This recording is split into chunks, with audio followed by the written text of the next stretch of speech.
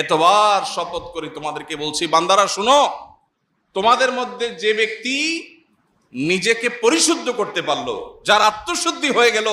এই ব্যক্তি শেষ হাসি হেসে ফেললো, জান্নাতি হয়ে গেল, সাকসেস হয়ে গেল। ওয়াকাদ খাবা মান দাসাহা, আর যার নিজের আত্মাকে পরিশুদ্ধ করতে পারলো না, যার তাজকিয়া হলো না, যার পরিশুদ্ধি হলো না, যে অপবিত্র থেকে গেল, যার ভিতরে অহংকার আছে, দুনিয়ার মোহ আছে, যার ভিতরে হিংসা আছে, বিদ্বেষ আছে, অন্যের প্রতি শত্রুতা আছে, অন্তরের রোগে ভরা, তার অন্তর কলুষযুক্ত, তার দেহ হয়তো অনেক সুন্দর, সে হয়তো নামাজে পড়ে, সে হয়তো বাহ্যিকভাবে দাঁড়িয়েও রাখে, কিন্তু তার আত্মা যদি অপবিত্র হয়, আত্মা যদি পরিচ্ছন্ন না হয়, তার মনটা যদি নোংরা হয়, তার মনের ভিতরে যদি হারাম থাকে, তার ভিতরে বাতিল গুনাহ যদি থাকে, তাহলে সে ক্ষতিগ্রস্ত, সে জাহান্নামী। এই কথা বলার জন্য আল্লাহ 11 বার টানা বিরতিহীন শপথ করেছেন।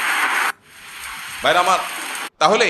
যেই ফরজটার ব্যাপারে আল্লাহ তাআলা কোরআনে এত গুরুত্ব আরোপ করেছেন, যেই কথা বলতে গিয়ে টানা